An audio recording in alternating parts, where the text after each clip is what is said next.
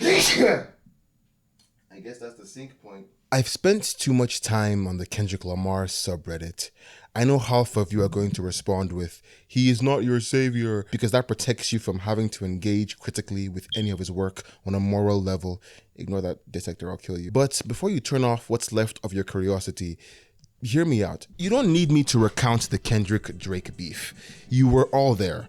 We were all yelling and screaming at the plot twists and hats thrown into the ring.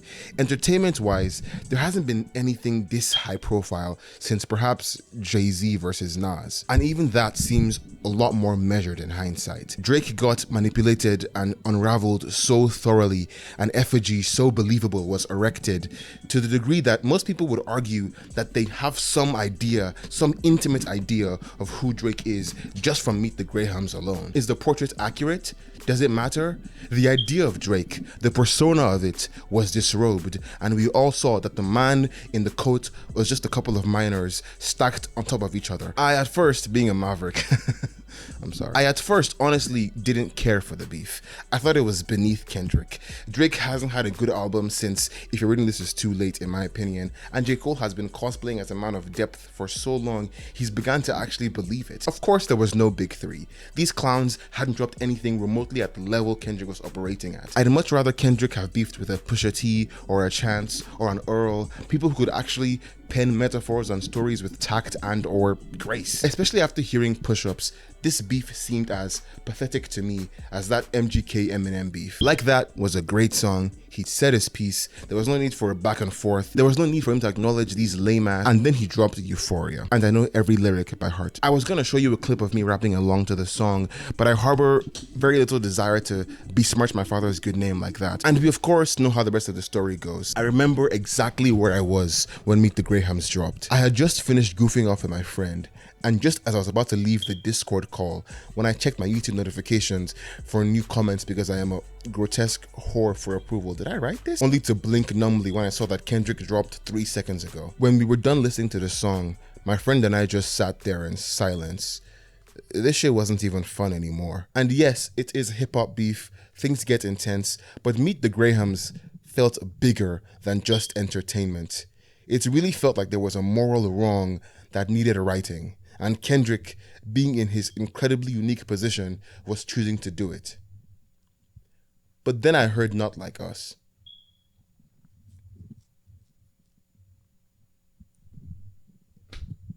I think that's it.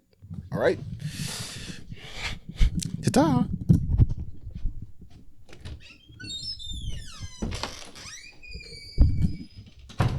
Not Like Us is an... my fault. That's embarrassing. Not Like Us is an incredible song. It's frustratingly catchy, not just in its hook, but in its cartoonish, quasi-lackadaisical verses. It's a celebratory song of the summer, dancing on the grave of Drake's persona and the gravity of his alleged crimes. This man, Kendrick, had and will have an entire generation of people muttering "a minor" and "certified pedophile" as they fry eggs and close fridge doors with their hips. I love Not Like Us as a song, but it doesn't quite sit right with me. Because similar to Euphoria, it's a solid track, but after Meet the Grahams and Family Matters, this entire ordeal stopped being about the music. It's two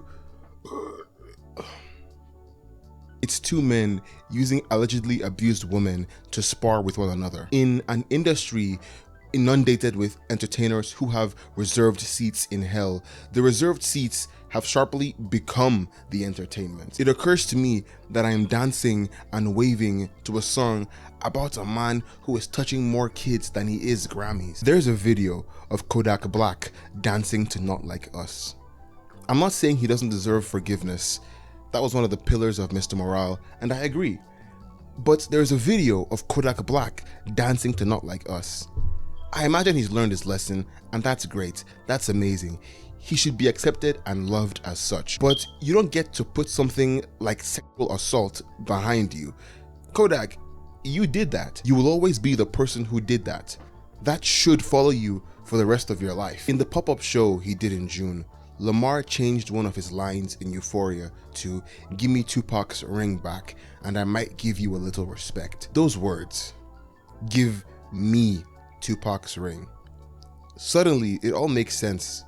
Despite Meet the Grahams, Kendrick doesn't actually care about Drake messing around with minors, or Drake ignoring his children, or about anything else. The music video Drake shot in Compton, the ring he bought, the accents he adopts, this is what Kendrick cares about. This whole thing has been about ego. West Coast pride. Pathetic, territorial, male ego. Dr. Dre is at perhaps the highest point you could possibly be in the rap industry. As he should. 2001 is a masterpiece. He threw hip-hop reporter Dee Barnes through a door once because she interviewed an old friend he was beefing with. The rest of NWA defended him. Eazy-E said, "Bitch had it coming." He dated a 16-year-old when he was 22. He also cracked her rib and pulled a gun on her. The bullet missed her by inches. Her name is Michelle.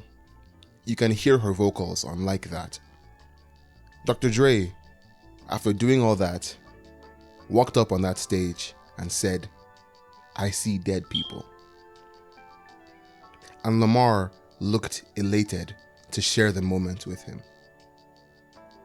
Don't tell me Kendrick is not my savior. I'm not putting him on a pedestal.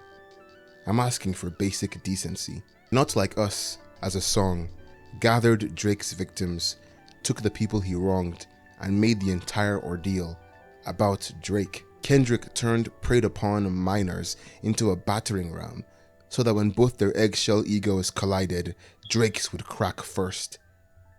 None of it means anything. It's scorched earth because of hurt feelings and territorial chest puffs. It's theater, a circus show. What a joke.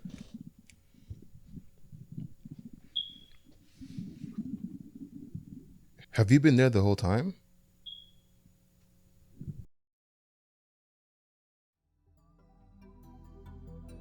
Wait, you Gen Z fuckers, don't hop to the next video just yet. I'm a published author. This is my book, The Imaginary Parts of Lucifer Heart. It's about a young boy who learns the hard way that women are not a road to run away from your past on. It would mean the world to me if you bought it. The ebook is only like $4 on Amazon. So is my Patreon, but I doubt you brokies can afford to pay for that monthly, so just get the book instead. And no, there is no irony in me saying that with a broken protector, bitch.